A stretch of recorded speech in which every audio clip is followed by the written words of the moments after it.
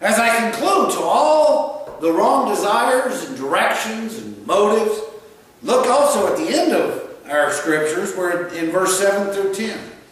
Submit yourselves therefore to God. Resist the devil, he will flee from you. Draw nigh to God, he will draw nigh to you. Cleanse your hands, ye sinners, and purify your hearts, ye double-minded. Be afflicted and mourn and weep. Let your laughter be turned to mourning and your joy to heaviness. Humble yourselves in the sight of the Lord, and he shall lift you up. Submit, resist, draw nigh, cleanse, purify, be afflicted, mourn, weep, and humble, and he shall lift you up. If we follow that prescription, submit yourself. We don't do that in America very well. We don't like to do that in America, but the Bible is full of how we're to be married, how we're to be Christians, and it's about submitting. But we don't like to do that. Resist. Well, we want other things. We don't want to resist. Draw nigh. When we draw near to God, God's going to draw near to us. Now we're starting to move. Cleanse and purify. Afflicted. Mourn. Weep. And humble. Humble ourselves before the throne, knowing that he is God and we ain't. And what does it say? He shall lift you up. He's going to lift you up in his way. He's going to cleanse your heart. The lust you have, the power, the control, the desires of whatever it is will be cleansed out of your heart. You'll have a new outlook on life because God's going to lift you up if you trust him to do that. What this means is to take it serious. If you want a better life, we always talk about that. If you want a new life, a more fruitful life with Christ, what do we have to do? Humble ourselves, submit to God, draw nearer to God. And he lifts us up. And in the process of lifting, remember the vine story about Vicki and I planted the grapevine and the thing, and it's starting to crawl up toward heaven?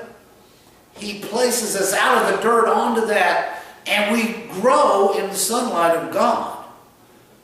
But it's after we humble ourselves before God that he does this, and we can have a different life.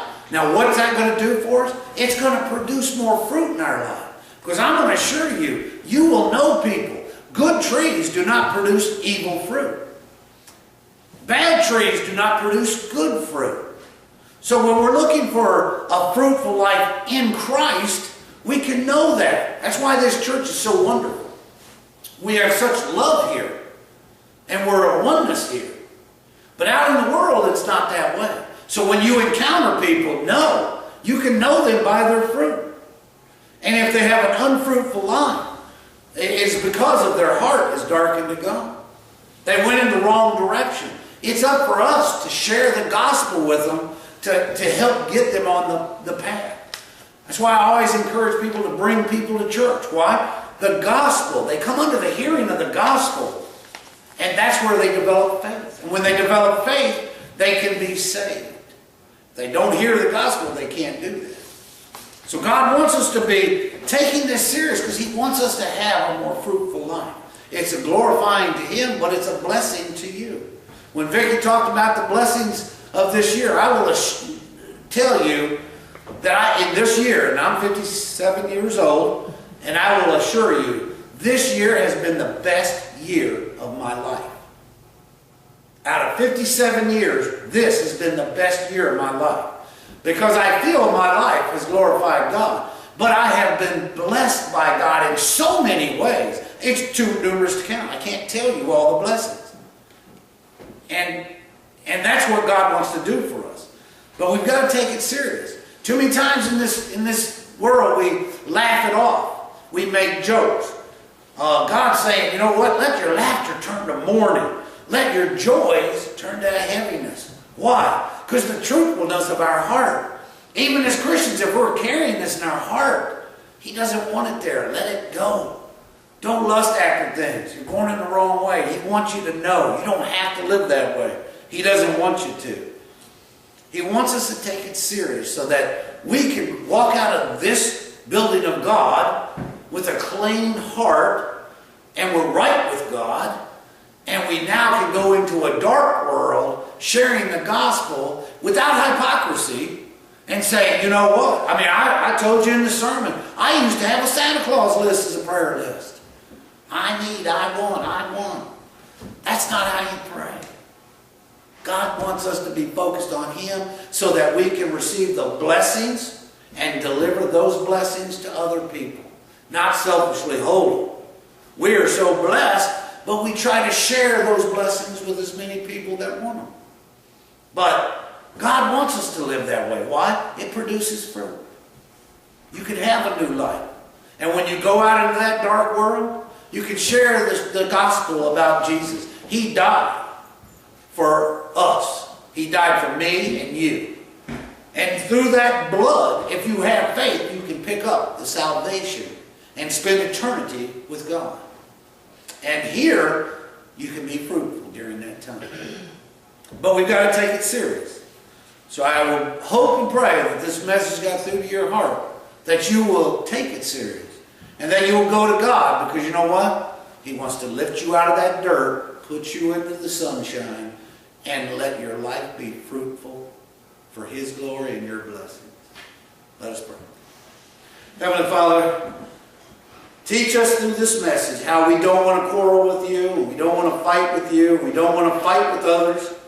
We want to live a peaceful life, a saved life, and just taking the blessings from you and being a blessing to other people. Let us learn from that, and each and every one of us, if we have anything in our heart that needs to be left at the cross, let us do it today. Bless us, Lord, with your message and a learning today that we know that you love us so much, that you want us to be fruitful for you. We thank you for this time together as we give you praise. In Jesus' name we do pray. Amen. Amen. Miss Claire, if you will lead us, Brother Jerry, if you will lead us in the closing hymn. And I will say, invite each and every one of you. If you have anything on your heart, you can come forward. I'll pray with you. Let's leave it at the foot of the cross. If you want to be a member of this church, you'll be one with the bride, come forward. If you need to be saved today, come forward. Whatever your needs are, they need to be at the foot of the cross. When Jesus washed the eyes of the man and He made the spittle of clay and put it on the eyes, He didn't have to do that. You know why He did that? Because He wanted to see, will you have faith to stand up? Will you have faith to go in obedience and wash your eyes to receive the blessing? And that's what the altar call is. Do you have the faith to receive? Do you have the faith to come forward and put it at the cross? That's all it means.